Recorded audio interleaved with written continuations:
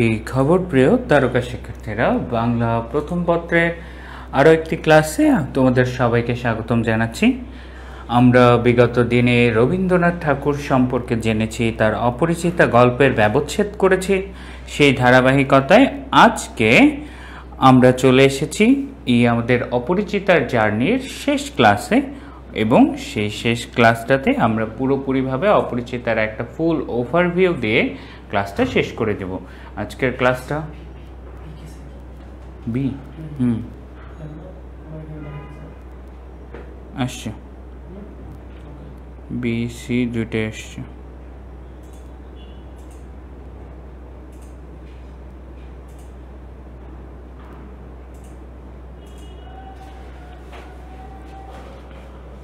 কমেন্টগুলো ওপেন করে দিছ? কমেন্ট একটার কমেন্ট ওপেন করে দাও। ওয়ালাইকুম আসসালাম প্রিয় তারকা শিক্ষার্থীরা,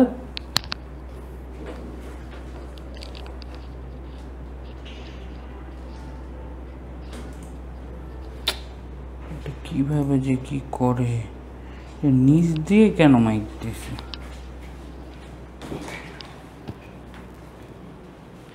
আসসালামু আলাইকুম প্রিয় তারকা শিক্ষার্থীরা, সবাই খুব দ্রুত ক্লাসে যুক্ত হয়ে যাবে। ক্লাসের সময় হয়ে গেছে, আমি আরও একবার সবাইকে ডেকে নিই, তারপরে আমরা পড়া শুরু করে দেব। ওকে ওকে ঠিক আছে।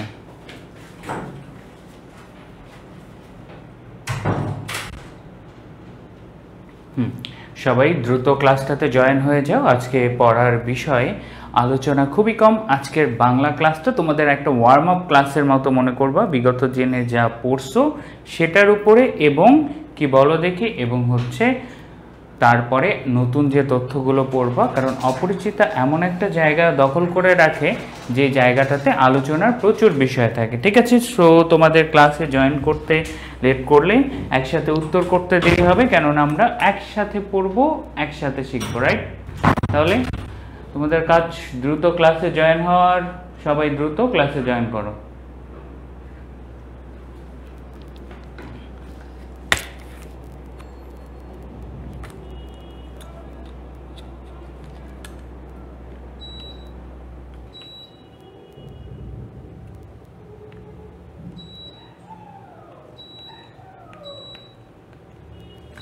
ওকে,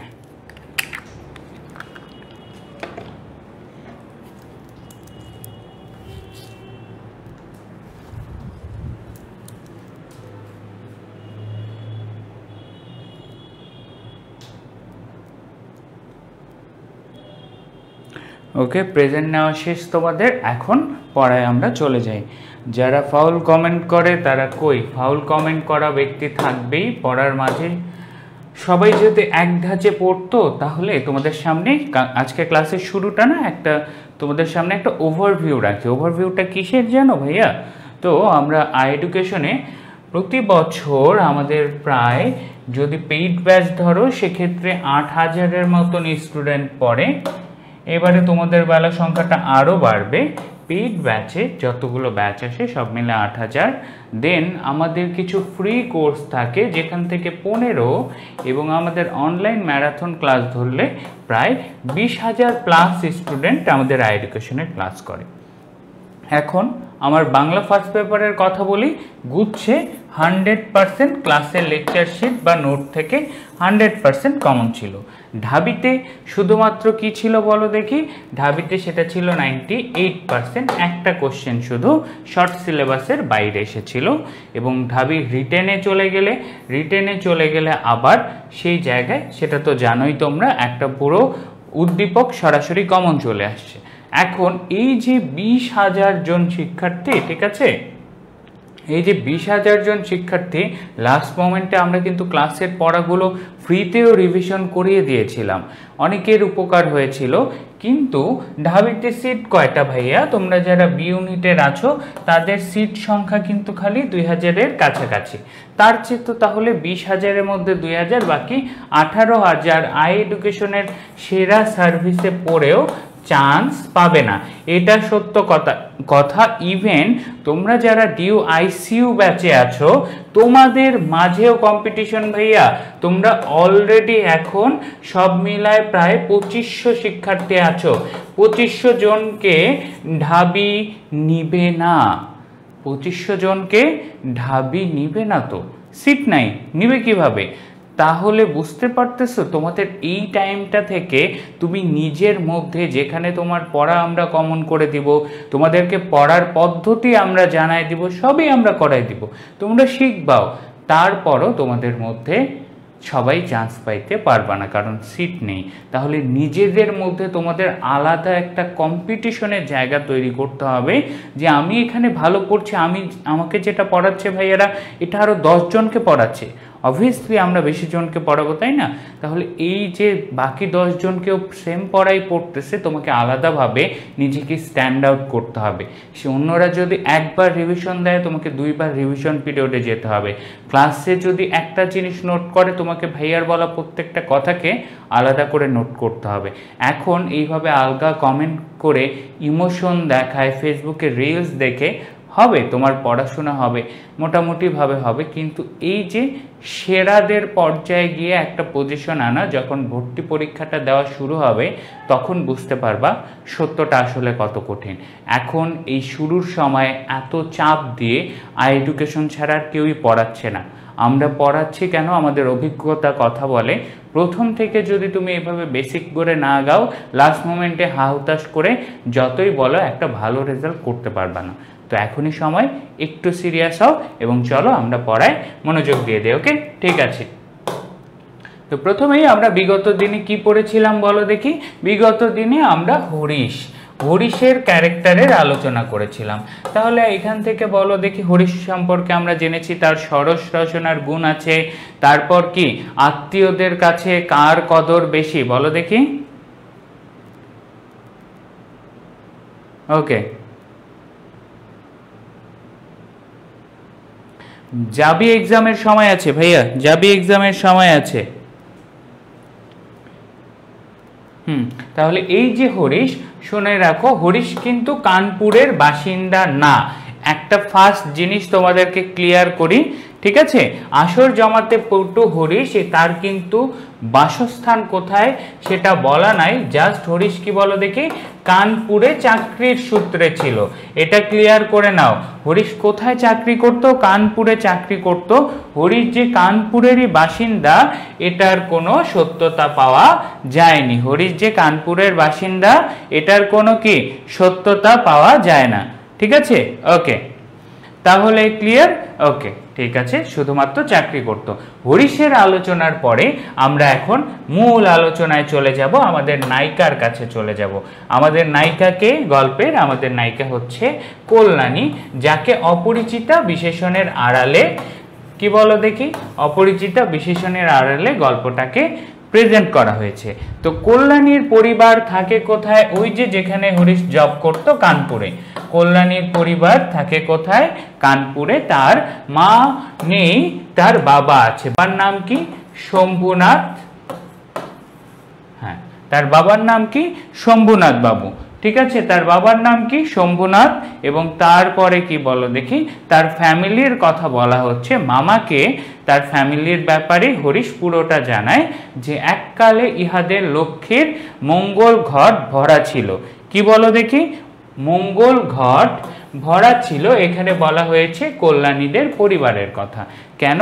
অর্থাৎ এককালে তাদের অনেক ধন সম্পত্তি ছিল, যেটা হয় না, জমিদারি যখন থাকে তখন সম্পদগুলো সবার হাতে থাকে, কিন্তু জমিদারি ধীরে ধীরে দেশ থেকে বিলুপ্ত হয়ে গেছে।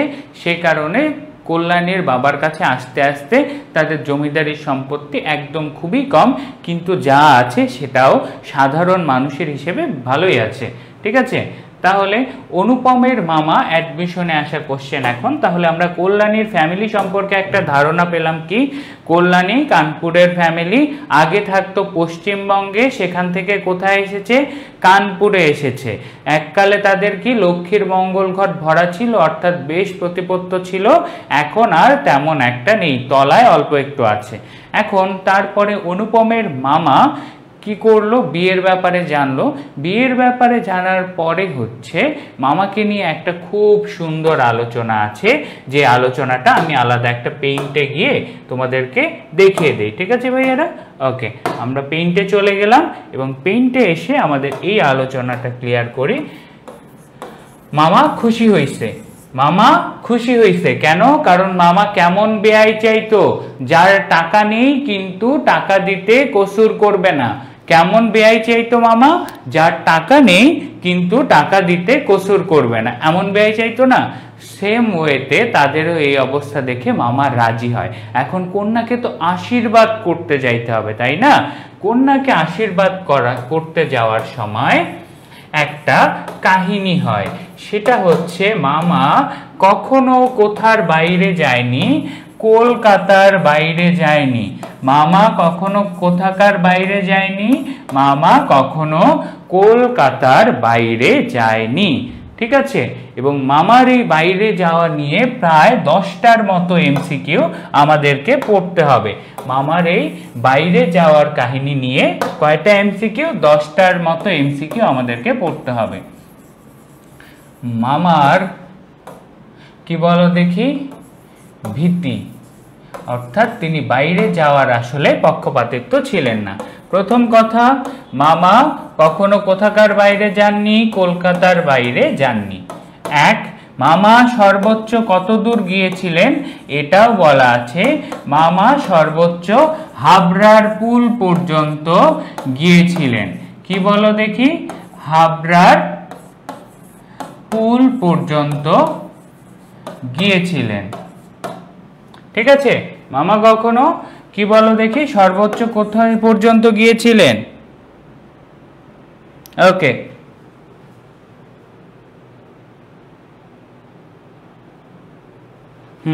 হাবড়ার পুল পর্যন্ত। এবং এইটার আরেকটা এই জায়গায় কন্ট্রোভার্সি আছে যে মামা সর্বোচ্চ হাবড়ার পুল, আবার লেখা আছে সর্বোচ্চ কোন নগর।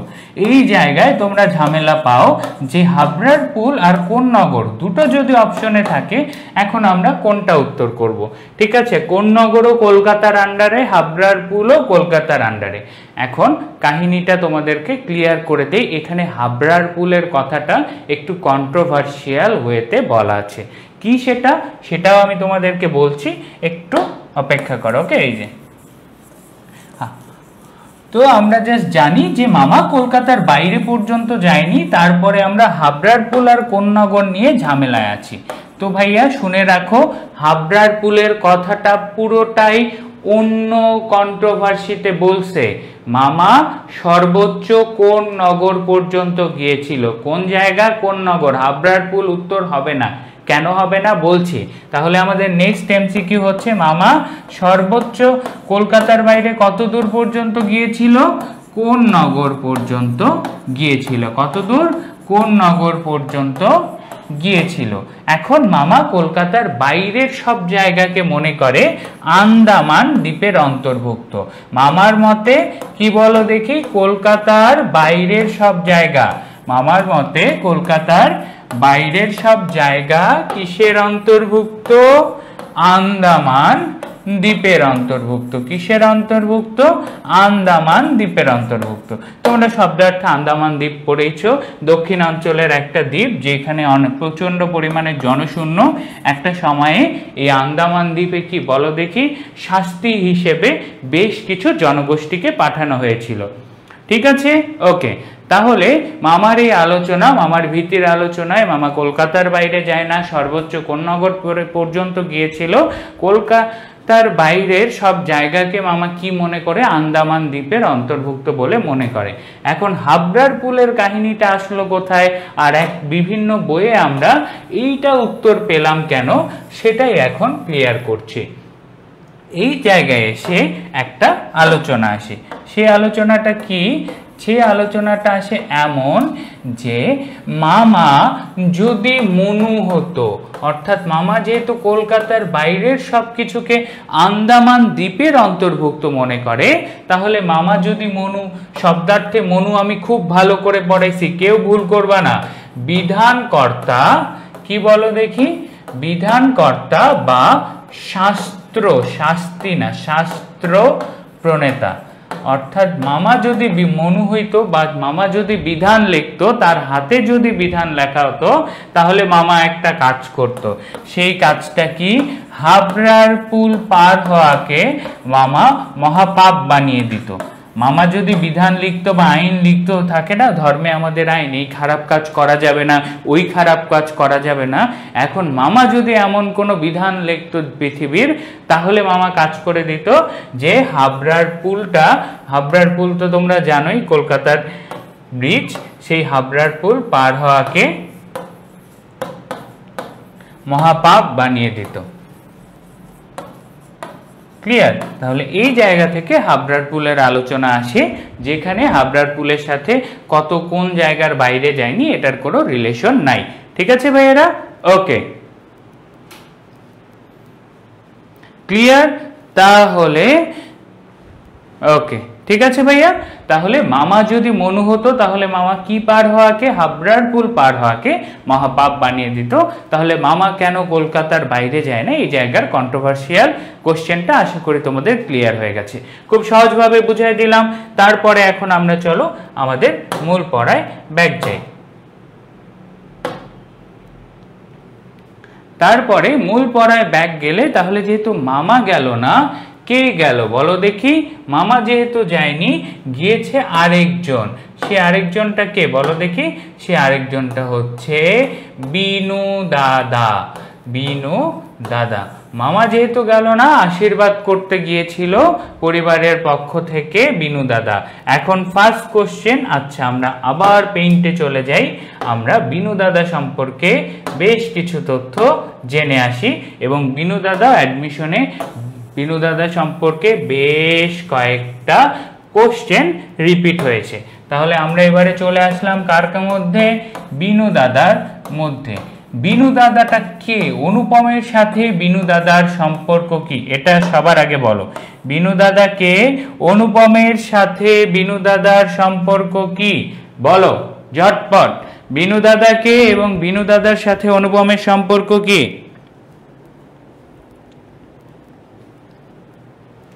কে লিখছে? পিস্তুত ভাই। রাইট, ইয়েস, পিস্তুত ভাই। মাসি, পিসি। মাসি কে বলো দেখি? মাসি হচ্ছে মায়ের বোন, পিসি কে? ভাইয়ের বোন। তাহলে সোজা কথা তোমার কি বলো দেখি? ভাইয়ের বোন আমাদের হয় ফুফাতো বোন, সোজা কথা ফুফাতো ভাই। তাহলে বিনু দাদা হচ্ছে কি? পিস্তুত ভাই অনুপমের। গেল। এখন বিনু দাদা এত ফেমাস কেন? কারণ অপরিচিতা গল্পে কার রুচির প্রশংসা করা হয়েছে? কি বলো দেখি? কার রুচির প্রশংসা করা হয়েছে? অপরিচিতা গল্পে বিনু দাদার রুচির প্রশংসা করা হয়েছে। তারপরে আবার প্রশ্ন, কার রুচির উপরে অনুপম 16 আনা নির্ভর করতে পারে? কার রুচির উপরে অনুপম 16 আনা নির্ভর করতে পারে? সেটা হচ্ছে বিনু দাদা। তাহলে পিস্তুত ভাই, অপরিচিতা গল্পে কার রুচির প্রশংসা করা হয়েছে? সেটাও বিনু দাদা। অপরিচিতা গল্পে অনুপম কার রুচির উপরে বা কার উপরে 16 আনা নির্ভর করতে পারে? সেটা হচ্ছে বিনু দাদা। বিনু দাদা সম্পর্কে 3টা টপিক ক্লিয়ার, রাইট? আরো ক্লিয়ার হইতে হবে, এখানেই শেষ না। তারপরে আবার কি? তারপরে বিনু দাদা কেমন স্বভাবের? বিনু দাদা চাপা স্বভাবের। এই চাপা আবার চাপা মারা নয়, মানে সোজা কথা ইন্ট্রোভার্ট। বিনু দাদা কেমন স্বভাবের? বিনু দাদা চাপা স্বভাবের। বিনু দাদার ভাষা কেমন? বিনু দাদার ভাষা আট ষাট না, শুধু বলা আছে আট। বিনু দাদার ভাষাটা অত্যন্ত আট। কেন আট? এইখান থেকে আরেকটা এভারগ্রিন কোশ্চেন পাবো। আমরা যেটাকে বলি চমৎকার, আমরা বলি যেটাকে চমৎকার, বিনু দাদা সেটাকে বলে কি? বিনু দাদা সেটাকে বলবে চলনসই। বিনু দাদা সেটাকে কি বলবে? চলন সই। তাহলে পিস্তুত ভাই বিনু দাদার ভাষা কেমন? আট, চাপা স্বভাবের। আমরা যেটাকে চমৎকার বলি, বিনুদা সেটাকে কি বলে বলো দেখি? চলন সই। আমরা যেটাকে চমৎকার বলি, বিনু দাদা সেটাকে কি বলে? বিনু দাদা সেটাকে বলে চলন সই। এখন বিনু দাদার এমন স্বভাবের পরেও বিনু দাদা একটা লাইন বলে, এবং এই লাইনটা তোমাদের অ্যাডমিশনে আসা একটা প্রশ্ন। সেটা কি? সেটা হচ্ছে মন্দ নয় হে খাঁটি সোনা বটে। মন্দ নয় হে খাঁটি সোনা বটে। যেই বিনু দাদা চমৎকারকে বলেন চলন সই, সেই বিনু দাদা বলছে মন্দ নয় হে খাঁটি সোনা বটে। এটা কার ব্যাপারে বলা হয়? কল্যাণীকে দেখে আসার পর বিনু দাদা বলে। কাকে বলে? অনুপমকে বলে। তাহলে এই লাইনটা কার? মন্দ নয় হে খাঁটি সোনা বটে। এখানে কল্যাণীর গুণ বর্ণনা করতে গিয়ে বিনু দাদা এই লাইনটি বলে, মন্দ নয় হে খাঁটি সোনা বটে। ওকে, ঠিক আছে। তাহলে কল্যাণীকে বিনু দাদা খাঁটি সোনার সাথে তুলনা করেন। কল্যাণীকে বিনু দাদা কিসের সাথে? খাঁটি সোনার সাথে তুলনা করেন। এবং বিনু দাদাকে নিয়ে পরবর্তীতে আরেকটা কোশ্চেন আসে, কি বলো দেখি? বিয়ে ভাঙার পরে রোজ সন্ধ্যায় অনুপম কোথায় যেত? বিয়ে ভাঙার পরে রোজ সন্ধ্যায় অনুপম বিনু দাদার বাড়িতে যেত। রোজ সন্ধ্যায় কখন যেত বিনু দাদার বাড়িতে? রোজ সন্ধ্যায়। কার বাড়িতে? বিনু দাদার বাড়িতে। তাহলে বিনু দাদা নিয়ে এভরি পসিবল কোশ্চেন শেষ। কেন যেত? ও কল্যাণীর রূপ বর্ণনা শোনার জন্য, তার গুণের বর্ণনা শোনার জন্য। বিবাহ ভাঙার পর রোজ সন্ধ্যায় অনুপম কার বাড়িতে যেত? পিস্তুত ভাই বিনু দাদার বাড়িতে যেত কল্যাণীর রূপ বর্ণনা শোনার জন্য। ঠিক আছে? ওকে, তাহলে বিনু দাদাকে নিয়ে এভরি পসিবল কোশ্চেন শেষ। তারপরে আরেকটা আলোচনা আসে বিয়ে শুরু হওয়ার আগে, এবং এই আলোচনাটা কি নিয়ে? এই আলোচনাটা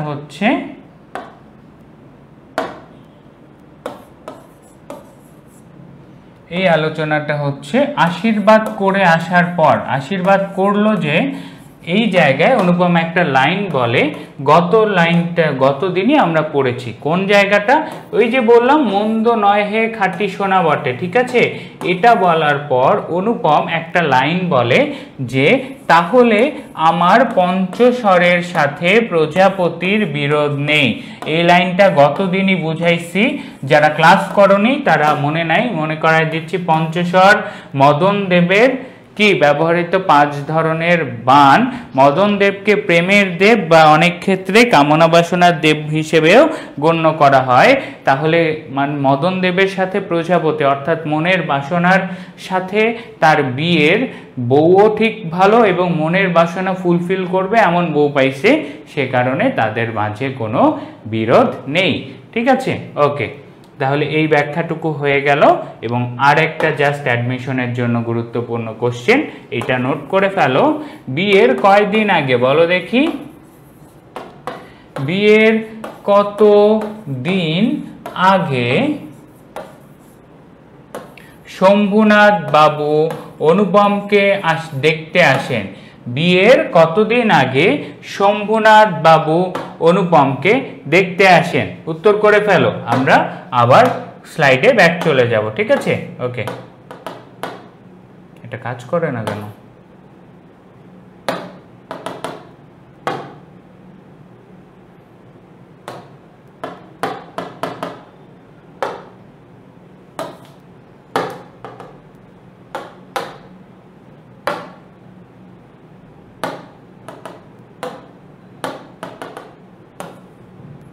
কি কাহিনী?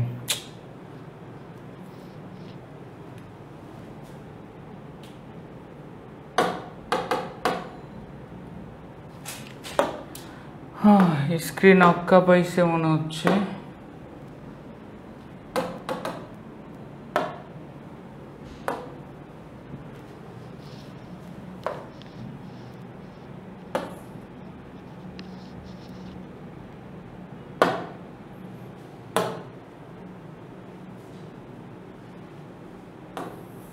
ঠিক হয়েছে। ওকে,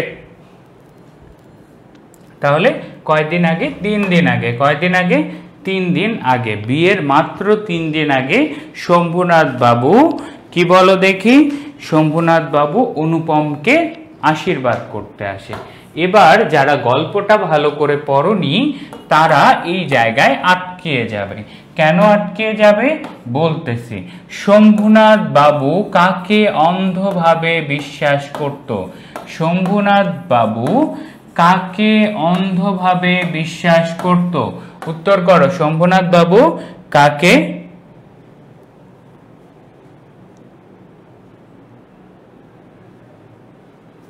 ঠিক আছে, শম্ভুনাথ বাবু কাকে অন্ধভাবে বিশ্বাস করত?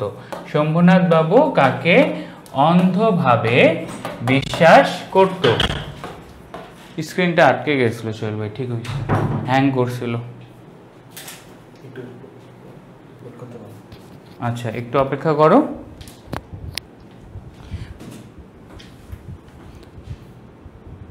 ঠিক হয়েছে তো ভাই। ওকে, স্ক্রিন ঠিক আছে। প্রিয় তারকা শিক্ষার্থীরা, চলো আমরা এখন ফুল ফ্লোতে পড়াতে ব্যাক করি, আর সমস্যা নেই। ওকে, ঠিক আছে। হরিশকে, গুড জব, এইটাই তো চাচ্ছিলাম। শম্ভুনাথ বাবু, এটাও হরিশকে নিয়ে লাস্ট কোশ্চেন যেটা বাদ গেছে। কে হরিশকে অন্ধভাবে বিশ্বাস করত? শম্ভুনাথ বাবু হরিশকে অন্ধভাবে বিশ্বাস করত। যারা জানতো না তারা নোট ডাউন করে ফেলো। এই যে প্রশ্ন করেছো কাকে, শুভ প্রতিন ধার, তো ভাইয়া জেনে রাখো হরিশকে নিয়ে আরেকটা এমসিকিউ। শম্ভুনাথ বাবু হরিশকে অন্ধভাবে বিশ্বাস করত বলেই বিয়ের মাত্র 3 দিন আগে এসে অনুপমকে কি করে যান? অনুপমকে আশীর্বাদ করে যান, এবং এই আশীর্বাদের কাহিনীর পর বিয়ে ঠিক হয়ে যায়। এখন বিয়ে করতে বর যাত্রীরা চলে যায় সেই রকমভাবে দামামা বাজিয়ে, এবং সেই জায়গা থেকে বিয়ের মাঝখানে মূল আমাদের মুভির ইন্টারভাল হয়, বিয়ে ভাঙার কাহিনী। সেই কাহিনীটাতে আমরা পড়ব অনুপমের মামা সেখানেই সর্বত্র বুদ্ধির লড়াইয়ে জিতবেন। কি বলো দেখি, অনুপমের মামা সর্বত্র বুদ্ধির লড়াইয়ে জিতবেন কোথায়? যেখানে অনুপমদের কোনো সম্বন্ধ আছে। ট্রিপল স্টার কোশ্চেন, নোট এটা করতেই হবে। অনুপমের মামা বুদ্ধির লড়াইয়ে যেখানে সবখানে জিতবেন যেখানে অনুপমদের কোনো সম্বন্ধ আছে। সবই ঠিক আছে ভাইয়া, কিন্তু এই সম্বন্ধ নর্মাল সম্বন্ধ নয়, টাকার সম্বন্ধ। তোমরা তোমাদের লেকচার শিটে এই জায়গাতে টাকাটা লিখে ফেলো। যেখানেই টাকার সম্বন্ধ আছে সেখানেই অনুপমের মামা বুদ্ধির লড়াইয়ে জিতবেন। কেননা আমরা পড়েছি অনুপমের মামার অস্থিমজ্জার সাথে কি জড়িত? টাকার প্রতি আসক্তি। অনুপমের মামার অস্থিমজ্জায় কি জড়িত? টাকার প্রতি আসক্তি। তাহলে অনুপমের মামা সর্বত্র বুদ্ধির লড়াইয়ে জিতবেন কোথায়? যেখানে অনুপমের টাকার সম্বন্ধ আছে। ঠিক আছে। তারপরে বিয়ের যে বিষয়টি অনুপমের অজ্ঞাত ছিল তা কি? বিয়ের দেনা পাওনা, অর্থাৎ কি দিবে কি না দিবে, বিয়ের দেনা পাওনার বিষয়টি অনুপমের অজ্ঞাত ছিল। বিয়ের স্থূল অংশ বা প্রধান অংশ, এই লাইনটা বলা হয় অপরিচিতা গল্পে বিয়ের স্থূল অংশ বা প্রধান অংশ বলা হয় কোনটিকে? দেনা পাওনার বিষয়কে। তাহলে দেনা পাওনা নিয়ে আসলে 3টা কোশ্চেন পাবা। এক, বিয়ের কোন বিষয়টা সম্পর্কে অনুপমের জানা ছিল না? দেনা পাওনা। তারপরে কি বলো দেখি, এই দেনা পাওনা সোজা কথা যৌতুক। তারপরে হচ্ছে বিয়ের প্রধান অংশ বা স্থূল অংশ, অপরিচিতা গল্প অনুসারে বিয়ের প্রধান অংশ বা স্থূল অংশ কোনটি? সেটা হচ্ছে দেনা পাওনা বা যৌতুক আদান প্রদানের বিষয়টি। ঠিক আছে, ওকে, ক্লিয়ার? ওকে। তারপরে অপরিচিতা গল্পে বর্বর কোলাহল দ্বারা কি বোঝানো হয়েছে? বর্বর কোলাহল, কোলাহল মানেই তো আওয়াজ, আবার যখন বলছে বর্বর মানে বিকট শব্দের আওয়াজ, যেটা খুবই বিশ্রী এক ধরনের শব্দ, সকল বাদ্যযন্ত্রের সুরশূন্য বিকট শব্দ। এবং অপরিচিতা গল্পে সঙ্গীত সরস্বতীর পদ্মবন দলিত বিদলিত হওয়া, এই লাইনটা দ্বারা কি বোঝানো হয়েছে? ভাইয়া তোমরা ঢাবিতে পরীক্ষা দিবা, তোমাদের উদ্দীপকের লাইনের ব্যাখ্যা আসবে, তাই যখন ব্যাখ্যাগুলো বলবো একটু মাথায় রাখবা। রিটেন ক্লাসে অবশ্যই পড়াবো, কিন্তু এভাবে প্রত্যেকটা ক্লাসে লাইনের ব্যাখ্যা যেভাবে পড়াই, অবভিয়াসলি রিটেনের ক্লাসে প্রত্যেকটা লাইনের ব্যাখ্যা এত ইন ডিটেলস বোঝানো পসিবল হবে না। তাহলে তোমাদের কাজ হবে অবশ্যই এই ছোট ছোট ব্যাখ্যাগুলো মাথায় রাখবা, বুঝে রাখবা। ওকে, যারা ঢাবি এইম করো, তোমরা মোস্ট অফ দেম ঢাবি এইম করো, তাদের ক্ষেত্রে বলা যায় না কখন কোন উদ্দীপক কোন গল্পের দিবে। সো এই লাইনটা জেনে রাখো, সঙ্গীত সরস্বতীর পদ্মবন। সরস্বতীকে বিদ্যা এবং সঙ্গীতের দেবী বলা হয় হিন্দু ধর্ম অনুযায়ী। তো সেই জায়গা থেকে দেবী সরস্বতীর এই জায়গায় আলোচনাটা আসে কেন? কারণ হচ্ছে, বলো, এই জায়গাটা আসার কারণ হচ্ছে একটাই, সঙ্গীত সরস্বতীর পদ্মবন দেবীর কি বলো দেখি, পদ্মবনে অর্থাৎ তার যে আসনটা সেটাকে পদ্মের আসন বলা হয়, সেই জায়গাটাকে কেউ পা দিয়ে পিষে দিয়ে যাচ্ছে, অর্থাৎ সঙ্গীতের অপমানের জায়গাটাকে বোঝানো হয়েছে। ঠিক আছে, ওকে। তারপর বিয়ে বাড়িতে ঢুকে অনুপমের মামা খুশি না হওয়ার কারণ কি কি ছিল? এই জায়গাটা গুরুত্বপূর্ণ। বিয়ে বাড়িতে ঢুকে অনুপমের মামার খুশি না হওয়ার কারণ ছিল কি? কারণ ছিল বেশ কয়েকটা। 1 নাম্বার কারণ, উঠানে বরযাত্রীদের জায়গা সংকুলন হয়নি। 2 নাম্বার কারণ, সমস্ত আয়োজন ছিল নিতান্ত মধ্য রকমের।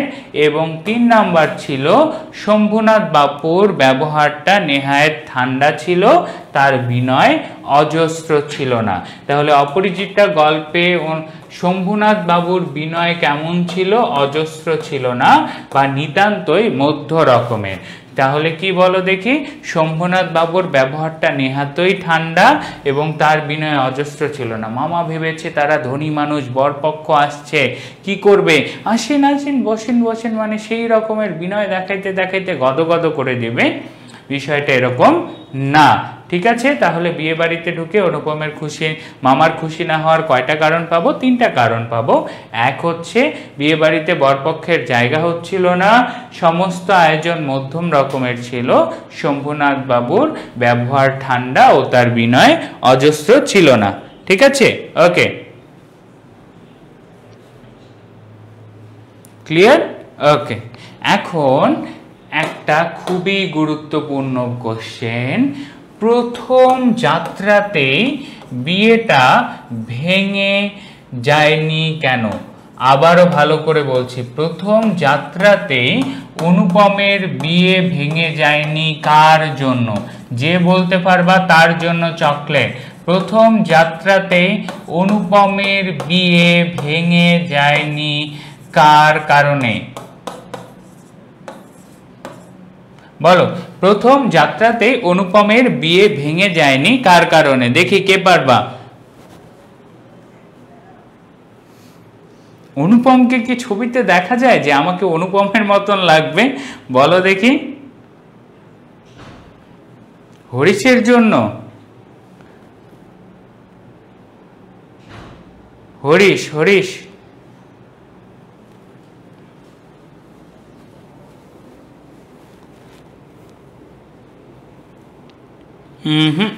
প্রথম যাত্রাতেই বিয়ে বাড়িতে এসে তো আর বিয়ে ভাঙার আলোচনা না ভাইয়া, হরিশ না, শম্ভুনাথ বাবুর উকিল বন্ধুর কারণে। কার জন্য?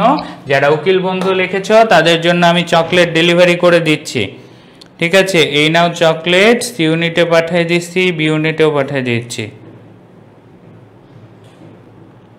শম্ভুনাথ বাবুর উকিল বন্ধুর কারণে চকলেট আপেল দুটোই দেওয়া আছে, যার যেটা পছন্দ সেটা খেয়ে নাও। ঠিক আছে, ওকে।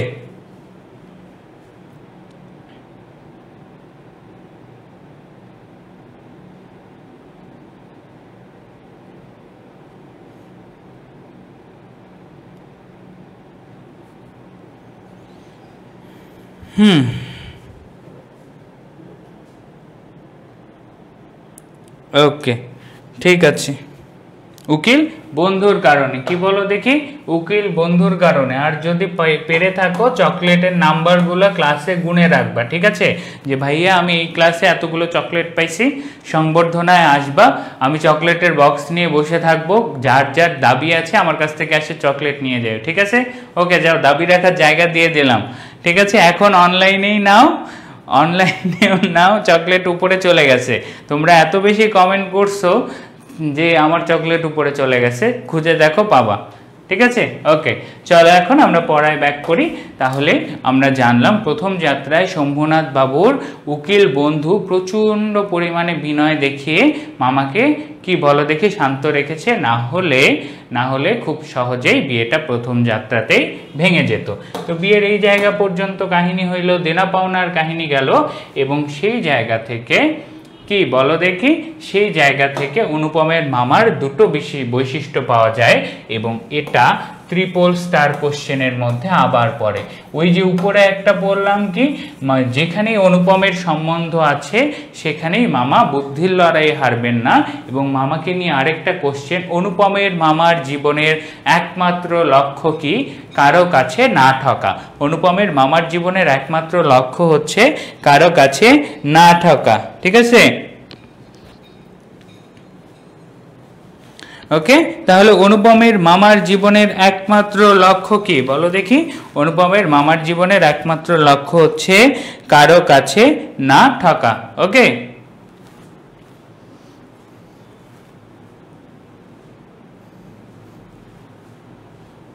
হয়েছে, চকলেট নিয়ে এখন ঝগড়া শুরু করতে হবে না, পড়ায় মনোযোগ দাও। একটা টপিক পাইলে এরা শুরু করে দেয়, ঠিক আছে? বলো, উত্তর করো। অনুপমের মামার জীবনের একমাত্র লক্ষ্য কি? এটা যদি আমি না বলে দিতাম উত্তরটা অনেকেই পারতা না, বলে দিলাম যেন সবাই উত্তরটা নোট করো। অনুপমের মামার জীবনের একমাত্র লক্ষ্য কি? অনুপমের মামার জীবনের একমাত্র লক্ষ্য হচ্ছে কারো কাছে না ঠকা। এবং এই জায়গায় গল্পের ঘটনা এমন হয়ে যায়, শম্ভুনাথ বাবু শেষমেশ অনুপমকে জিজ্ঞেস করে, এই একটা জায়গায় অনুপম নিজের ব্যক্তিত্বহীনতার পরিচয় দেয়। তাহলে অপরিচিতা গল্পে অনুপমের চরম ব্যক্তিত্বহীনতার পরিচয় পাওয়া যায় কোথায়? ওই যে শম্ভুনাথ বাবু যখন জিজ্ঞেস করে সেই কথা তবে ঠিক, অর্থাৎ বিয়েতে মেয়ের গা থেকে গহনা খুলে আনে ওজন করবে, এই ঘটনায় শম্ভুনাথ বাবু অনুপমকে জিজ্ঞেস করে সেই কথা তবে ঠিক। অনুপম মাথা নিচু করে থাকে, কিছু বলে না। তাহলে সেই কথা তবে ঠিক এই বক্তব্যের পরবর্তীতে অনুপমের কি বলো দেখি ব্যক্তিত্বহীনতার পরিচয় পাওয়া যায়। কি পাওয়া যায়? ব্যক্তিত্বহীনতার পরিচয় পাওয়া যায়। এই জায়গাটাতেই এতদিন তো সে মায়ের নেওয়াটা বড়দের কথা শুনে থাকতো, এটা একটা আলাদা ব্যাপার। এই জায়গায় তার শ্বশুর, হবু শ্বশুর তাকে বলছে যে সেই কথা তবে ঠিক, এবং সে কোনো প্রতিবাদ বা উত্তর করে না। ক্লিয়ার? তারপরে কাহিনী হলো আমরা শ্যাকরা এবং কি, এখন আমাদের আলোচনা হয়ে যাবে শ্যাকরা এবং গয়না নিয়ে। আলোচনা কিসে কনভার্ট হয়ে যাবে? শ্যাকরা এবং গহনা নিয়ে। তো শম্ভুনাথ বাবু তো গহনা মেয়ের গা থেকে খুলে আনছে, সেই গহনাগুলো কেমন ছিল? পিতামহীদের আমলের ছিল। গহনাগুলো কি মোটা আর ভারী ছিল, অর্থাৎ আগের যুগের। কিন্তু এখান থেকে অ্যাডমিশনে আসা হচ্ছে একটা কোশ্চেন, শম্ভুনাথ বাবুর আনা গহনাগুলোতে কিসের অভাব ছিল? দেখি কে পারবা, উত্তর দেখবা না, বলো।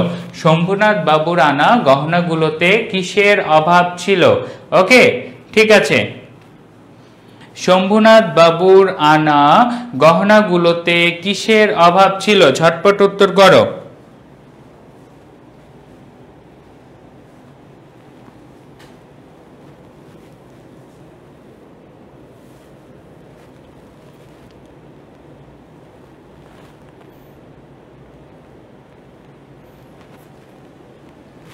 গুড জব, অলরেডি উত্তর পেয়ে গেছি। আর কারো উত্তর? ঘাসের খাদের, না খাদ নয় ভাইয়া, উত্তরটা হচ্ছে হাল ফ্যাশনের সূক্ষ্ম কাজের। অনুপমের কিসের অভাব ছিল? খাদের। এটা তোমরা অনেকেই তাহলে বই পড়ে ভুল উত্তর করছো, অনেক বইয়ে ভুল উত্তরও আছে। এটা উত্তর হবে হাল ফ্যাশনের সূক্ষ্ম কাজের অভাব ছিল। কিসের? সূক্ষ্ম কাজের অভাব ছিল। ঠিক আছে, হাল ফ্যাশনের সূক্ষ্ম কাজ ছিল না, সেগুলো মোটা এবং ভারী ছিল। তাহলে এটা দেখার পর শ্যাকরা একটা কথা বলে, ইহা আর কি দেখব, ইহা আর কি দেখব, এটা কার কথা? এটা হচ্ছে কি বলো দেখি, ইহা আর কি দেখব, এটা শ্যাকরার কথা। শম্ভুনাথ বাবু গয়না পরীক্ষার জন্য বিয়েতে তার সাথে একজন শ্যাকরাকেও নিয়ে গিয়েছিলেন। তো ইহা আর কি দেখব, এটা কিসের কথা? এটা শ্যাকরার কথা। এটা কার কথা? এটা শ্যাকরার কথা। এবং তার পরবর্তীতে আমরা পাই কি বলো দেখি, আমরা আরো একটা পাই, ইহা বিলাতি মাল। ইহা বিলাতি মাল, এটা কার কথা? এটাও শ্যাকরার কথা। ইহা আর কি দেখবো, এটা শ্যাকরা বলে শম্ভুনাথ বাবুর দেওয়া গহনার ব্যাপারে। ইহা বিলাতি মাল, এটা শ্যাকরা বলে এক জোড়া ইয়াররিং বা কানের দুল। এক জোড়া কি? ইয়াররিং। ঠিক আছে, মানে কানের দুলের ব্যাপারে বলে। এবং এই এক জোড়া ইয়াররিং আসলে সেই ইয়াররিং যেটা মামা আশীর্বাদে কি বলে দেয়, আশীর্বাদে কল্যাণীকে দেয়। ঠিক আছে, তাহলে ইহা আর কি দেখবো, এটাও শ্যাকরা বলে শম্ভুনাথ বাবুর দেওয়া গহনার ব্যাপারে। ইহা বিলাতি মাল, এটা কি বলে, কার ব্যাপারে বলে? একজোড়া ইয়াররিং এর ব্যাপারে বলে। এটা কোন ইয়াররিং? যেটা আশীর্বাদে মামা দিয়েছিল। এবং এই ইয়াররিং সম্পর্কে আরেকটা লাইন বলে, এতে সোনার পরিমাণ খুব কমই আছে। এতে সোনার পরিমাণ খুব কমই আছে। ওকে, ঠিক আছে। বিলাতি, বিলাতি মানে বিলেতের, বিলাসী না রে। ঠিক আছে, ইহা বিলাতি মাল, বিলাতি মানে বাইরের, আমেরিকা থেকে নেওয়া।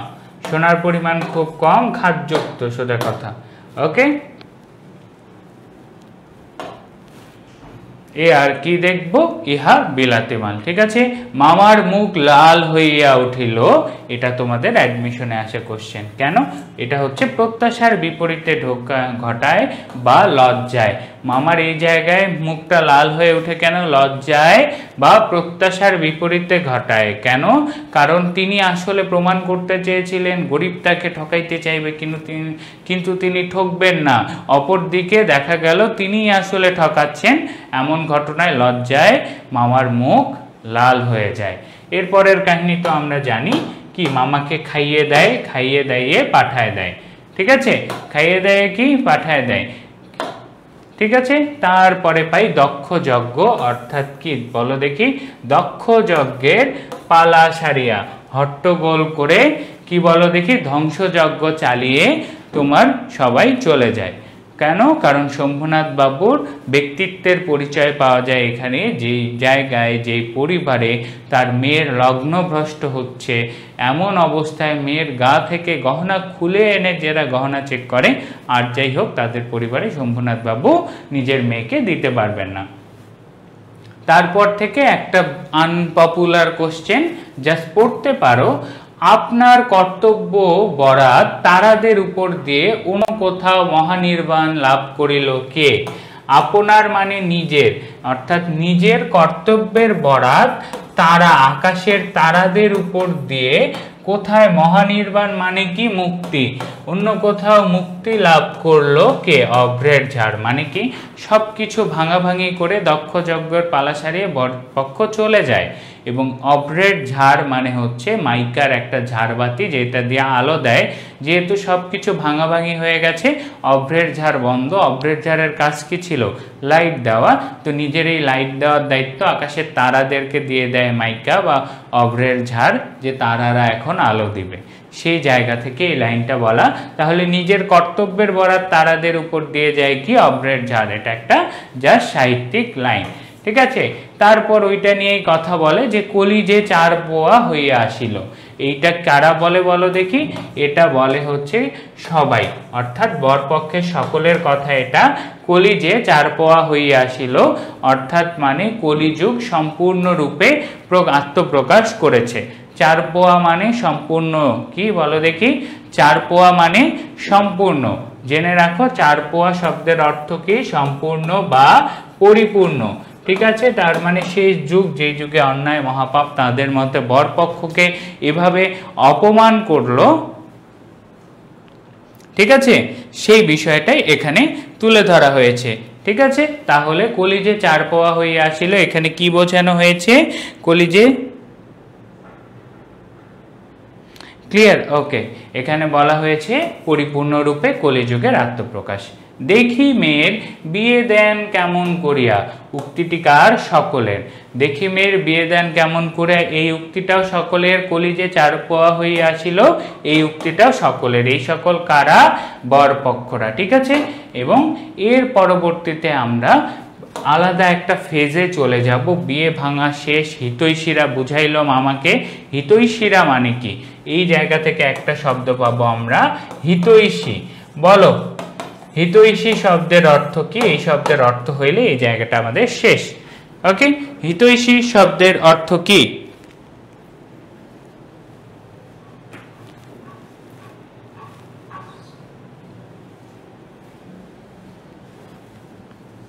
কলিকাল সম্পূর্ণরূপে 4 পোয়া হয়ে আসা মানে সম্পূর্ণরূপে আত্মপ্রকাশ করা। কলিজে 4 পোয়া হয়ে আসিল মানে কলিযুগ সম্পূর্ণরূপে আত্মপ্রকাশ করছে। ঠিক আছে, শুভাকাঙ্ক্ষী, ইয়েস, শুভাকাঙ্ক্ষী। হিতৈষী হচ্ছে শুভাকাঙ্ক্ষী অর্থে ব্যবহৃত হয়। গুড জব, পেরেছো? যারা পারোনি তারাও জেনে রাখো, হিতৈষী শব্দটা উপদেশ প্রদানকারক বা শুভাকাঙ্ক্ষী বা কি বলো দেখি, সোজা কথা, এই শুভাকাঙ্ক্ষীটাই মোস্ট পপুলার, বাট এটাকে উপদেশ প্রদানকারক হিসেবেও বলা যায়। তাহলে হিতৈষী মানে উপদেশ প্রদানকারক বা কি বলো দেখি, শুভাকাঙ্ক্ষী। ওকে, ঠিক আছে। তারপরে অনুপমের কল্পনায়, এখন বিয়ে ভাঙার পর অনুপম দেবদাস হয়ে গেছে, মেয়ের কথাটা তার বারবার মনে পড়ে এবং সেই জায়গা থেকে আসে অনুপমের কল্পনায় মেয়েটি অর্থাৎ কল্যাণী কেমন ছিল। অনুপমের কল্পনায় কল্যাণীর কপালে আঁকা ছিল চন্দন, গায়ে ছিল লাল শাড়ি, মুখে ছিল লজ্জার রক্তিমা। এই যে লজ্জার রক্তিমা আছে, এটাকে আমি বলি হচ্ছে বেগুন পোড়া। কি বলি বলো দেখি?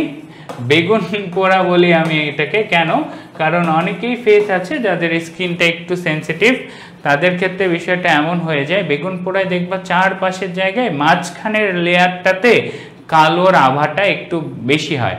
সেম ওয়েতে তোমাদের মুখে যাদের স্কিন সেন্সিটিভ, এটা শুধু যে মেয়েদের হয় এমন না, ছেলেদেরও হয়। যারা একটু বেশি ফর্সা ছেলে আছে তাদের কি হয়, রোদে গেলে এই এক মাঝের অংশটুকু এরকম এই জায়গার অংশটুকু লাল হয়ে যায়। এটাকেই লজ্জার রক্তিমা।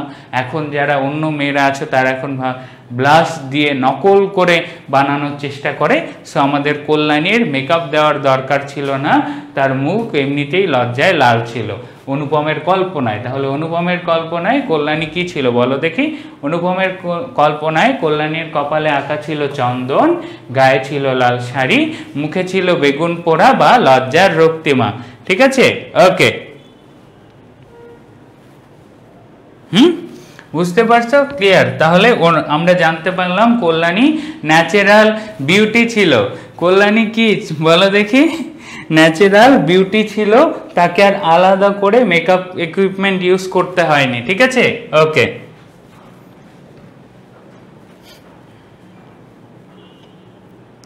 ক্লিয়ার? ওকে, ঠিক আছে।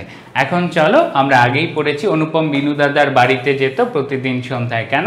ওই তো কল্যাণীর রূপের বর্ণনা শোনার জন্য। এক কথায় মনে রাখবা, কপালে চন্দন, লাল শাড়ি, মুখে লজ্জার রক্তিমা। এটাকে কল্যাণী কার কল্পনায়? অনুপমের কল্পনায়। ঠিক আছে, ওকে। শীত পাওনি পেজে মেসেজ দাও, বলা হয়েছে না ভাইয়া ক্লাসে কি? ঠিক আছে, ওকে।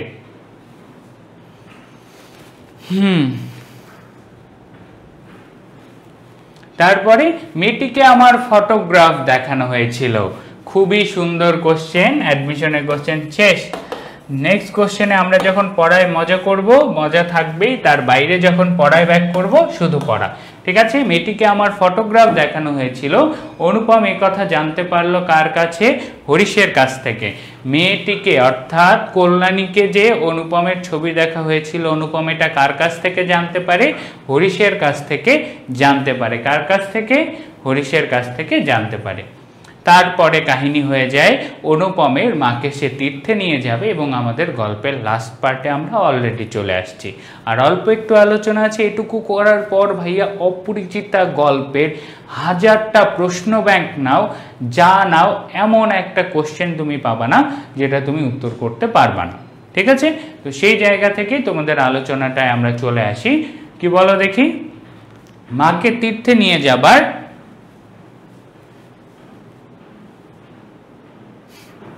ঠিক আছে, মাকে তীর্থে নিয়ে যাবার ভার পড়েছিল কার উপর? অনুপমের উপর। ঠিক আছে, কেন? কারণ মামা এবারও আর হাবড়ার পুল পার হয়নি। এই জায়গাতেই বলা হয় মামা এবারও হাবড়ার পুল পার হননি। এই জায়গা থেকেই বলা হয় যে মামা সর্বোচ্চ কত দূর পর্যন্ত গিয়েছিলেন? হাবড়ার পুল। অনেক বইয়ে এই উত্তরটা ভুল আছে, বাট বলা হয়েছে যে মামা এবার হাবড়ার পুল পার হয়নি, বাট ডিরেক্ট বলা আছে মামা সর্বোচ্চ কোন নগর পর্যন্ত গিয়েছিল, তাই কোন নগরই উত্তর হবে। তো মামা যেহেতু হাবড়ার পুল পার হননি, অনুপমী মাকে নিয়ে গেছে, কিসে নিয়ে গেছে? রেলগাড়িতে নিয়ে গেছে। এখন রেলগাড়িতে নিয়ে যাওয়ার কোশ্চেন নিয়েও কন্ট্রোভার্সি আছে। কন্ট্রোভার্সিটা এই জায়গায় কি বলো দেখি? অনুপমরা চড়ে কিসে? চড়ে প্রথম শ্রেণীতে, বাট অনুপমরা রেলগাড়িতে চড়ে যায় কোন শ্রেণীতে? সেকেন্ড ক্লাসে। কেন? কারণ ফার্স্ট ক্লাসে উঠে তাদের লাভ হয়নি, উঠার একটু পরেই একটা জেনারেল আসেন। জেনারেল কাদেরকে নিয়ে আসেন? আরদালি সমেত। আরদালি মানে কি জানো তোমরা? যারা জানো না নোট করো, এটা ভুলেও ভোলা যাবে না। আমাদের এই লাস্টবার আমার পড়ানোর পর তোমার হচ্ছে গত ব্যাচেই তুমি যে কোনো একটা স্টুডেন্টকে ফার্স্ট আস্ক করবা। আমার ফার্স্ট যখন এইচএসসির সময় ম্যারাথন ক্লাসটা হয়, এটা তোমাদের কোনো রিসেন্ট টাইমের বইয়ে অ্যাড ছিল না। তোমাদের এইচএসসি 23-এর ব্যাচে অনেক ভাইয়ারা এটা পারতো না এই শব্দটা। পরবর্তীতে বললাম না, নোট রিলিজ হওয়ার পর এই শব্দার্থটা অনেক গুরুত্বপূর্ণ হিসেবে চলে আসে, অ্যাডমিশনেও চলে আসে বলে এখন এই শব্দটা অনেক জায়গায় পাবা। আরদালি মানে কি? সৈন্য। আরদালি মানে সৈন্য। ঠিক আছে, ওকে,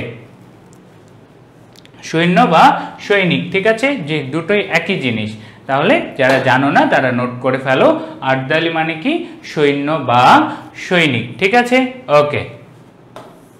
তাহলে আরদালি সমেত জেনারেল আসে। তাহলে যদি হয় কি বলো দেখি?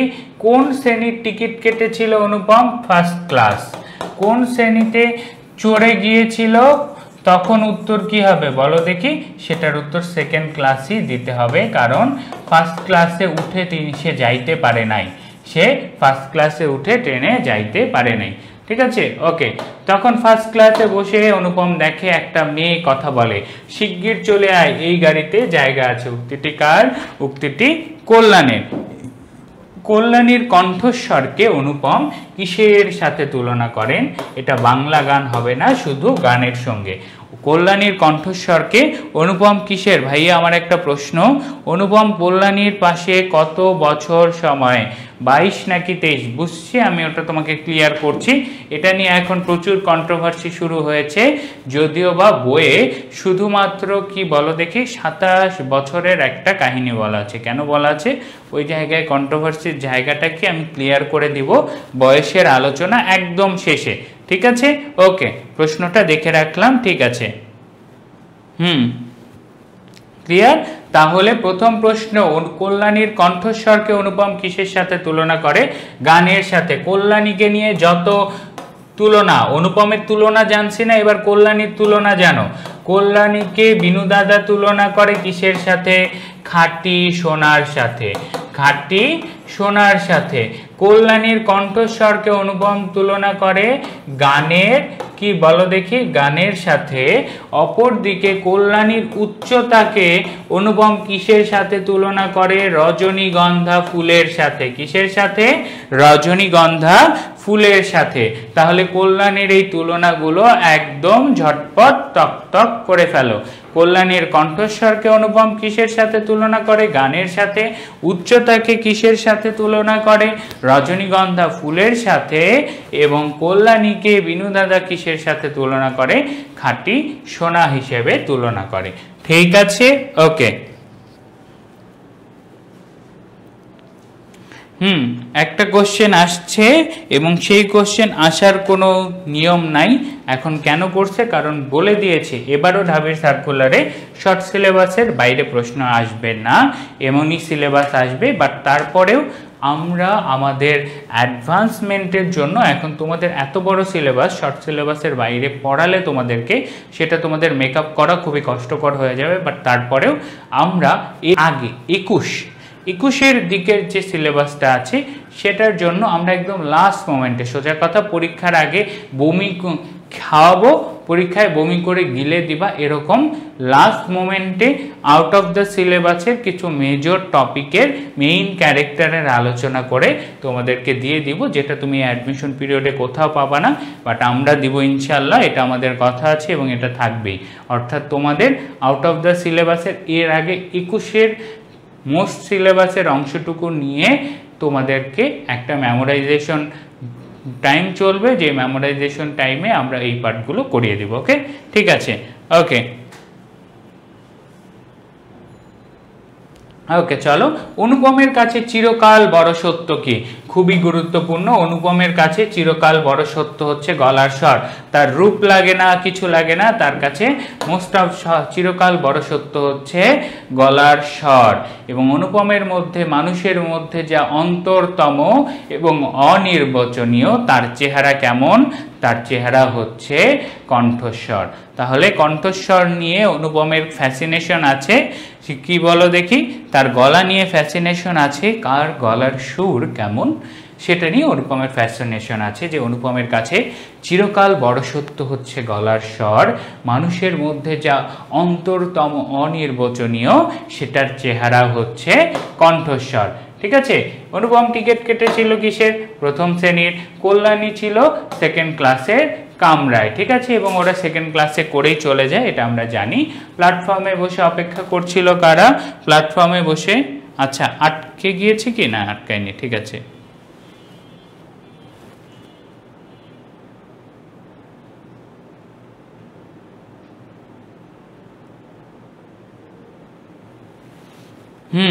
আচ্ছা, এই জায়গায় একটা বলা হয় যে তোমাদের, আচ্ছা আটকে গিয়েছে না, আটকায়নি, ঠিকই আছে। এখানে নোট,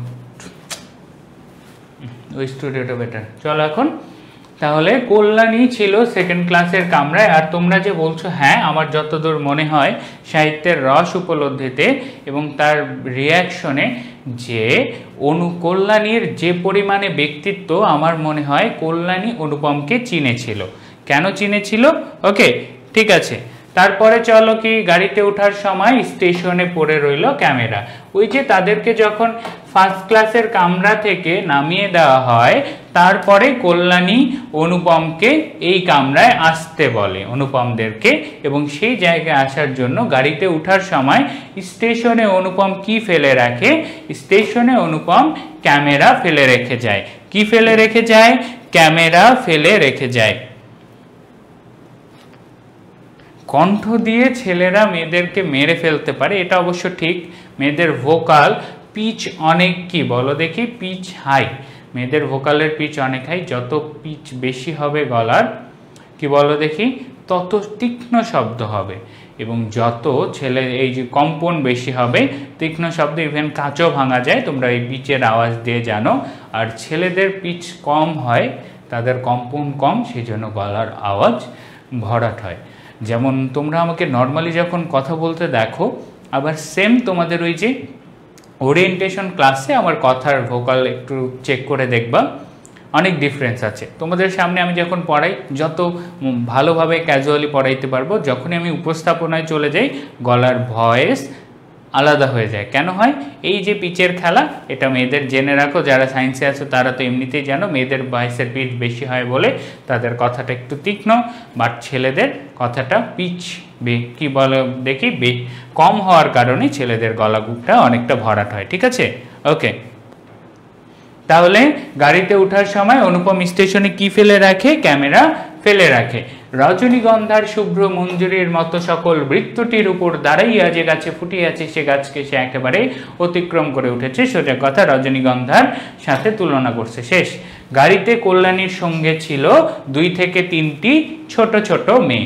গাড়িতে কল্যাণীর সঙ্গে কারা ছিল? দুইটা ছোট মেয়ে ছিল, তারা বসে কি বলো দেখি কল্যাণীর কাছে গল্প শুনছিল। কি শুনছিল? কল্যাণীর কাছে গল্প শুনছিল। এখন কেন তারা গল্প শুনছিল ছোট ছোট মেয়েরা? কারণ হচ্ছে কল্যাণীর সুধা কণ্ঠ। এর পিছনে রিজন কি? কল্যাণীর সুধা কণ্ঠ অর্থাৎ তার সুন্দর কণ্ঠ। এর পরের আলোচনায় আমাদের গল্পের একদম শেষ পর্যায়ে কি বলো দেখি, এখানে অনুপমের মা একটা কথা বলে, মেয়ের বয়স হয়েছে কিন্তু কি বলো দেখি, মেয়ের বয়স হয়েছে কিন্তু বুদ্ধি হয়নি। মেয়ের বয়স হয়েছে কিন্তু বুদ্ধি হয়নি। এটা কার ব্যাপারে বলা বলো দেখি? মেয়ের বয়স হয়েছে কিন্তু বুদ্ধি হয়নি, এটা বলা হয় কল্যাণীর ব্যাপারে। বলে কে? অনুপমের মা। মেয়ের বয়স হয়েছে কিন্তু বুদ্ধি হয়নি, এই কথাটা কে বলেছে? কারণ ওই যে বাচ্চাদের সাথে খেলা, খাওয়া দাওয়া সামনে দেখে অনুপমের মা এই কথাটি বলে। তারপর যখন সেকেন্ড ক্লাসের কামরায় কি আসে বলো দেখি, স্টেশন মাস্টার এসে বলে যে এইটা আগে থেকে বুক করা, এবং কি বলো দেখি দুটো টিকিট ঝুলিয়ে দেয়। কয়টা টিকিট? দুটো টিকিট ঝুলিয়ে দেয়। এই টিকিটগুলো এবং বলে যে এই কামরাটা আগে থেকে রিজার্ভ করা। তখন কল্যাণীর মাঝে প্রতিবাদ, কি বলো দেখি, তখন কল্যাণীর মাঝে প্রতিবাদের স্পষ্টতা পাওয়া যায়। অর্থাৎ কোন ঘটনায় আমরা কল্যাণীর প্রতিবাদী দৃষ্টিভঙ্গির বিষয় পাই? সেটা হচ্ছে স্টেশন মাস্টারের সাথে বিরোধে। স্টেশন মাস্টারের সাথে বিরোধে আমরা কল্যাণীর প্রতিবাদী চরিত্রের প্রকাশ পাই, যেখানে সে কি করে খুব ভালো করে নোট করো। কল্যাণী টিকিটগুলো কোথায় ছুঁড়ে মারে? বেঞ্চের টিকিটগুলো খুলে, বেঞ্চের টিকিটগুলো খুলে কল্যাণী ছুঁড়ে মারে হচ্ছে প্ল্যাটফর্মে। প্ল্যাটফর্মে সে খুলে মারে এবং তার এমন প্রতিবাদ দেখে ট্রেনে আরেকটা আলাদা বগি লাগিয়ে তারপর যাত্রা শুরু হয়। তাহলে কি বলো দেখি, কল্যাণীর প্রতিবাদী দৃষ্টিভঙ্গির এখানে আমরা প্রকাশ পাই। তারপরে অনুপম কল্যাণীর পরিচয় পায়, যেখান থেকে সে শম্ভুনাথ বাবুর কাছে যায়। শম্ভুনাথ বাবু তাকে ক্ষমাও করে দেয়। সে তার মা এবং মামার সাথে সম্পর্ক বিচ্ছিন্ন করে এবং সেই সম্পর্ক বিচ্ছিন্ন করার পরেও সে কল্যাণীর সাথেই থাকে। কিন্তু এই জায়গায় জানা যায় যে মাতৃ আজ্ঞা। কি জানা যায়? মাতৃ আজ্ঞা। এই মাতৃ আজ্ঞা কি? এই মাতৃ আজ্ঞা সেই না, একুলেও ওই মাতৃ আজ্ঞা নয়, বরং এই মাতৃ আজ্ঞা হচ্ছে মাতৃভূমির। কি বলো দেখি? এই মাতৃ আজ্ঞা হচ্ছে মাতৃভূমি বা দেশমাতৃকার সেবায় এবং নারী শিক্ষায় কল্যাণী নিজেকে অন্তর্গত করে দেয় এবং সে আর বিয়ে করবে না এই পণ নাই। এবং দিন শেষে অনুপম কল্যাণীর কাছে কি পায়? জায়গা পায়। এই জায়গা পাওয়ার পর থেকেই আমরা জানি অপরিচিতা গল্পে অপরিচিতা শব্দটা ব্যবহার করা হয়েছে দুইবার। অপরিচিতা গল্পে অপরিচিতা শব্দটা ব্যবহার করা হয়েছে কয়বার? দুইবার। ঠিক আছে?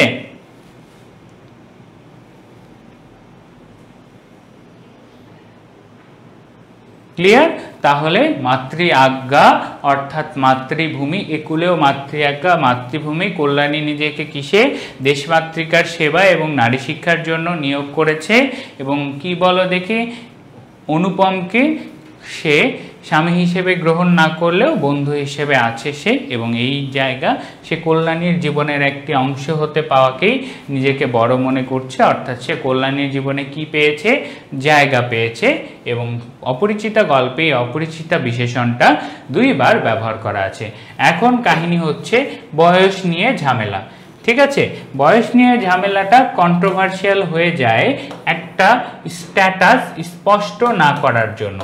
কিন্তু ভাইয়া এখনো পর্যন্ত বয়স নিয়ে অ্যাডমিশনে শুধুমাত্র একটা কোশ্চেন আসছে, কোন বয়সের একটা বিশেষ মর্যাদা আছে?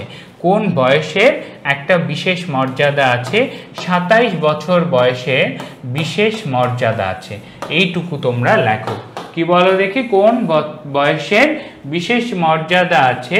27 বছর বয়সে একটা বিশেষ মর্যাদা আছে। তাহলে অনুপম বর্তমানে যে কথা বলছে তার বয়স কত? 27 বছর। তার বয়স কত? 27 বছর। ঠিক আছে? এইটুকুই স্পষ্ট এবং জেনে রাখো, তোমাদের পড়ার জন্য তোমরা এইটুকু অংশ পড়বা, কিন্তু এইটুকু অংশ অ্যাডমিশনে কখনোই আসবে না। তোমাকে এইভাবে গুনে গুনে বয়স বের করে বাংলা সাহিত্য পড়তে দিবে না। একজন শিক্ষক সাহিত্যের রস আস্বাদন করতে দেয় তোমাকে, সাহিত্যের ঘটনা জানতে দেয় তোমাকে, সাহিত্যকে নিয়ে ম্যাথ বানাইতে দেয় না। ঠিক আছে, এটা আমাদের মানবিকের থিওরির বাইরে চলে যায়, কমার্সের থিওরিরও বাইরে চলে যায়। এখন এই জায়গা নিয়ে কন্ট্রোভার্সিটা আসে তখন 22 বছর আর 23 বছর। কেন?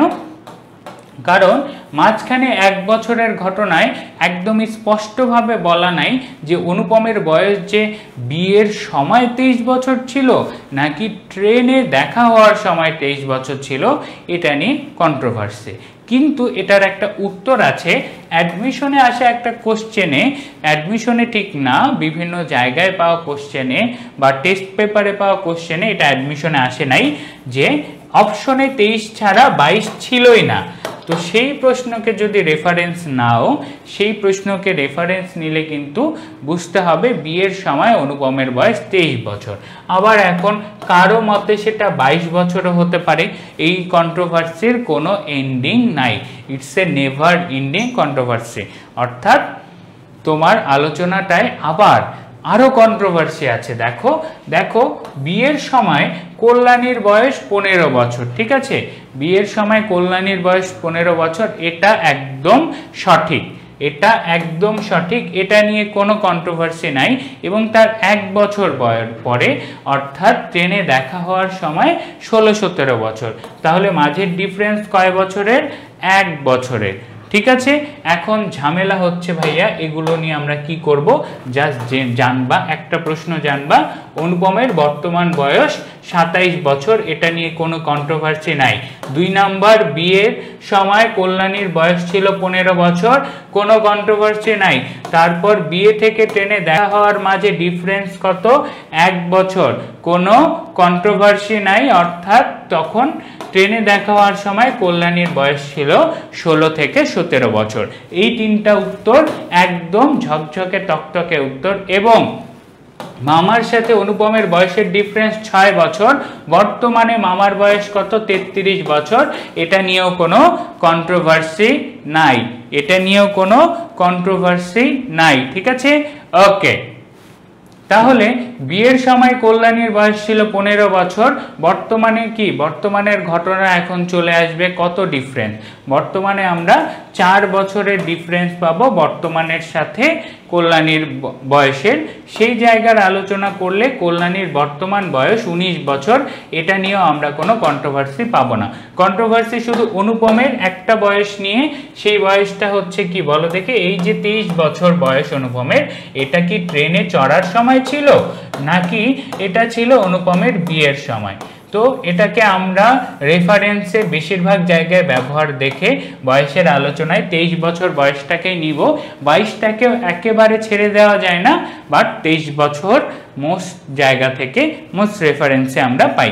22টাকে অপশনে রাখতে হবে, বাট তারপরে এটা প্রশ্নে আসবে না। আমি বলে দিলাম অ্যাডমিশনে আসলে আমাকে বলিও ভাই আপনি বলছেন আসবে না, তারপরেও কেন আসলো? তো আমি তো বলছি 23 উত্তর করা মাছ মোর অ্যাপ্রোপ্রিয়েট হবে। ঠিক আছে, ক্লিয়ার? ওকে, তাহলে এটা যদি ক্লিয়ার হয়, তারপরে শম্ভুনাথ বাবুর বয়স নিয়েও কোনো কন্ট্রোভার্সি নাই। শম্ভুনাথ বাবুর বয়স বিয়ের সময় ছিল 40-এর এসপার ওসপার, 40-এর এপার ওপার, মানে 38 থেকে 40, 38 থেকে 42 এরকম ছিল। এখন বর্তমানে যদি শম্ভুনাথ বাবুর বয়স হয়, তার বয়স যদি 38 ছিল, 4 বছর পরে তার বয়স 42 মাস্ট হবে, বা যদি 42 ধরো তাহলে 46 মাস্ট হবে, অর্থাৎ 40-এর কম হওয়ার সম্ভাবনা নাই। তো যদি প্রশ্ন আসে বর্তমানে শম্ভুনাথ বাবুর বয়স কত, অবশ্যই তার বয়স 40-এর উপরে হবে, 40 প্লাস। বিয়ের সময় শম্ভুনাথ বাবুর বয়স ছিল 40-এর এসপার ওসপার কাছে বা পরে, বাট বর্তমানে হইলে তার বয়স 40-এর উপরে হবেই হবেই। তাহলে শম্ভুনাথ বাবুর বর্তমান বয়স 40-এর উপরে, আর কি বলো দেখি, আর তার আগে বিয়ের সময় তার বয়স ছিল 40-এর এসপার ওসপার। ক্লিয়ার ভাইয়া? আশা করি বয়স নিয়ে যে কন্ট্রোভার্সিতে আছো সেটা নিয়ে থাকো, বাট আমার মনে হয় এখান থেকে আসার মতো কোশ্চেন একটাই, যেটা আমি দেখেছি, কত বছর বয়সের একটা বিশেষ মর্যাদা আছে? অনেকেই হুট করে দেখে লিখে দিবা কি 18 বছর বয়স, তাই না? কিন্তু এটা বলো দেখি কত বছরের বিশেষ মর্যাদা আছে? সেটা হবে 27 বছর বয়সের একটা বিশেষ মর্যাদা আছে। এটাই তোমাদের অ্যাডমিশনের সমস্যা, একটা গল্পের নাম নুম কিচ্ছু বলবে না, ডিরেক্ট একটা লাইন তুলে দিবে। কত বছর বয়সের একটা বিশেষ মর্যাদা আছে?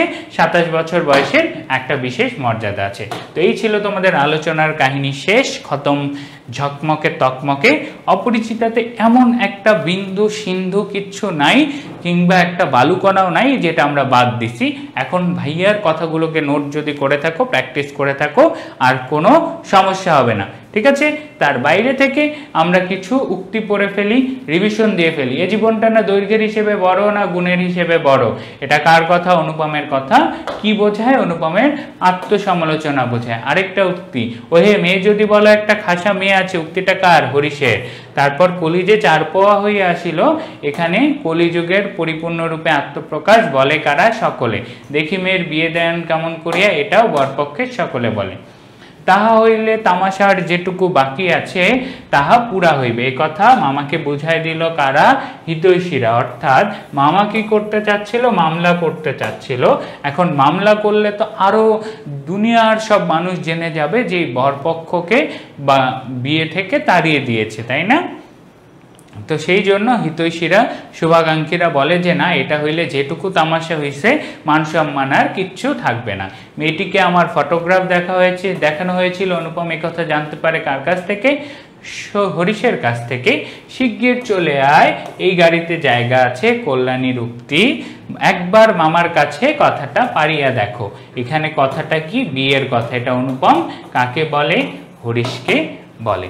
তো এই ছিল তোমাদের আলোচনা। ভালো আছো তোমরা? এখন ভালো থাকো। আজকের এই পড়াগুলোতে আমরা পুরো অপরিচিতা গল্পের এই জায়গায় যত পসিবল এমসিকিউ সবগুলো যদি ভাইয়ার কাউন্ট করো, 300-র উপরে বেসিক থেকে ইন ডেপথ টপিক আমরা কভার করে ফেলেছি। প্রশ্ন করার আর কোনো জায়গা নাই, কন্ট্রোভার্সি করার কোনো জায়গা নাই, শুধু একটাই জায়গা আছে তোমাদের প্র্যাকটিস করার। প্র্যাকটিস না করলে আমি যেভাবে যতগুলো তোমাদের বললাম ততগুলো তোমরা পারবে না। কেন পারবে না? কারণ আমি তোমাদেরকে পড়িয়ে পড়িয়ে প্র্যাকটিস করেছি, আর তোমরা এখন নিজেরা পড়ে পড়ে প্র্যাকটিস করবা, এটুকুই। ঠিক আছে? ওকে, আল্লাহ হাফেজ ভাইয়া। আশা করি কারো যদি এখনো কোনো কন্ট্রোভার্সি বা কোনো ঝামেলা মনে হয়ে থাকে, কোনো টপিকে যদি প্রবলেম থেকে থাকে, অবশ্যই আমাকে বলতে পারো। ঠিক আছে ভাইয়া? ওকে, বলো। কারো যদি এখনো কোনো ঝামেলা থাকে আমাকে একটু জানাও যে ভাইয়া এই বিষয়ে আমাদের প্রবলেম, তাহলে অবশ্যই আমি উত্তর করে দিচ্ছি। এবং আজকে থেকে আমরা অপরিচিতার ইতি টেনে দিয়েছি।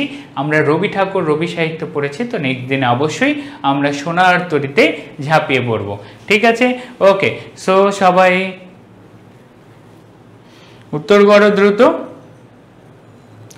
মেষকালো মাথায় টাক, কোমরে গামছা বাঁধা, যার কথা বলা হয়েছে সে কি শম্ভুনাথ বাবুর উকিল বন্ধু? চরিত্রটা বুঝতে পারিনি। হ্যাঁ, এটা শম্ভুনাথ বাবুর উকিল বন্ধুর ব্যাপারেই বলা হয়েছে। ঠিক আছে,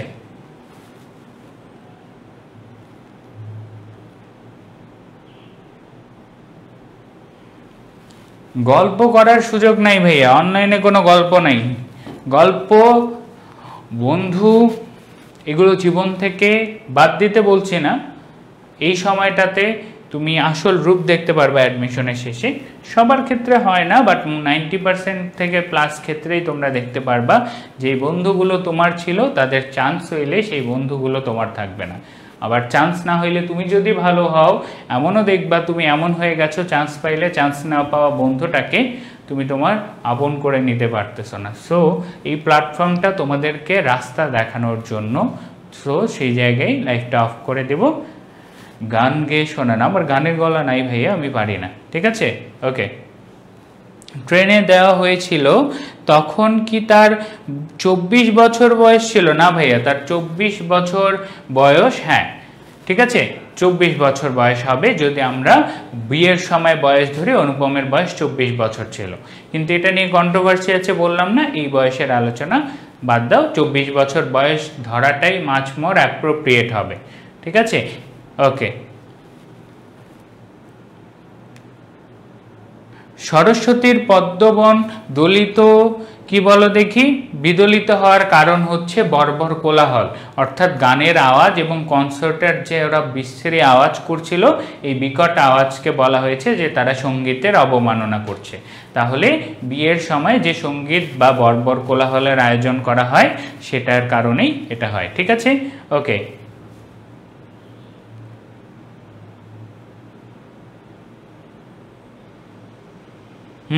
অনুপম 24-25-এর মধ্যেই পড়বে। ঠিক আছে ভাইয়া, কবি পরিচিতি তো পড়ালো না।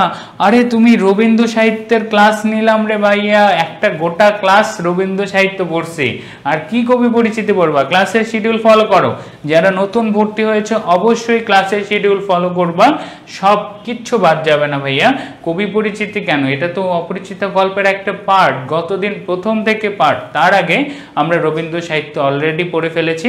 অ্যাডমিশনের পড়ার ধারা আলাদা ভাইয়া, যেভাবে গতানুগতিক ধারায় পড়ে আসছো অ্যাডমিশনে ওভাবে পড়লে হবে না। ঠিক আছে, ওকে। আর কোনো? কানপুর আর কলকাতার অবস্থান, এটা নিয়ে প্রশ্নের কিছু নাই, যতদূর ধরা হয় পূর্ব দিকে। ঠিক আছে, কলকাতা পশ্চিমবঙ্গের দিকে, সেদিকের পূর্ব দিকের অঞ্চলটা হচ্ছে তোমার কানপুরের দিক। ওকে, ঠিক আছে। বাংলা বই সম্পূর্ণ না, সবগুলো পড়তে হবে না ভাইয়া, শর্ট সিলেবাস। ঢাবিতে এবারও সার্কুলারে শর্ট সিলেবাসে দিবে। ওকে,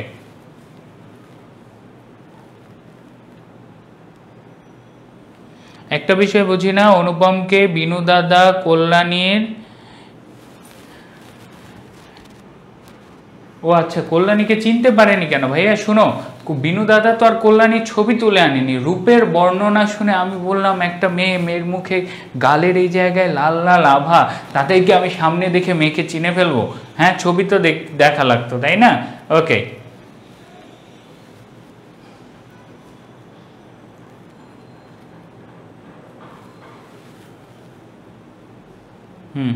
অস্থি মজ্জা হচ্ছে বোন ম্যারো, তোমাদের হাড্ডির ভিতরে যে মজ্জা থাকে, এবং আমাদের পুরো বডিতে যে নার্ভাস সিস্টেম আছে, অর্থাৎ ব্রেন থেকে পুরো বডিতে যে সিগন্যাল যায়, সেটার একটা মূল কাজ হিসেবে করে। তাহলে একজন মানুষের অস্থি মজ্জায় জড়িত বলে কেন?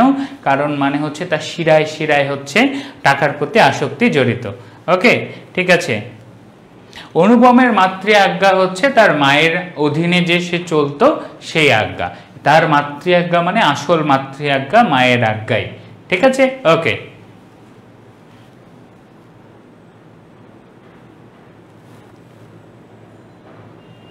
ভাইয়া চীনামুট কি? হ্যাঁ, তোমাদের সেম ভাইয়া। চীনামুট কি? চীনামুট কোথায় পাইলা? মামা কেন ছাবরার না ভাইয়া? হাবড়ার পুল। সি ইউনিট আর বি ইউনিটের বাংলা সেম, তোমাদের কবি পরিচিতির অংশগুলো একটু স্কিপ করলে হবে, বাট গদ্য তোমাদেরকে একইভাবে পড়তে হবে। 3 নাম্বার শর্টটা কি ভাইয়া? ওকে, ঠিক আছে, ওকে, ঠিক আছে। তাহলে এ পর্যন্তই ছিল, তোমাদের আর নাই। ওকে, চানামুট, এটা তো আর বলার কিছু নাই ভাইয়া, চানামুট খাওয়ার জিনিস, চানাচুরকে মুষ্টি ভরে খাচ্ছে। ওকে, ঠিক আছে, ওকে, ঠিক আছে। সবার জন্য শুভকামনা। আজকের ক্লাসটা এই পর্যন্তই ছিল, আমরা ক্লাসটা শেষ করে দেই।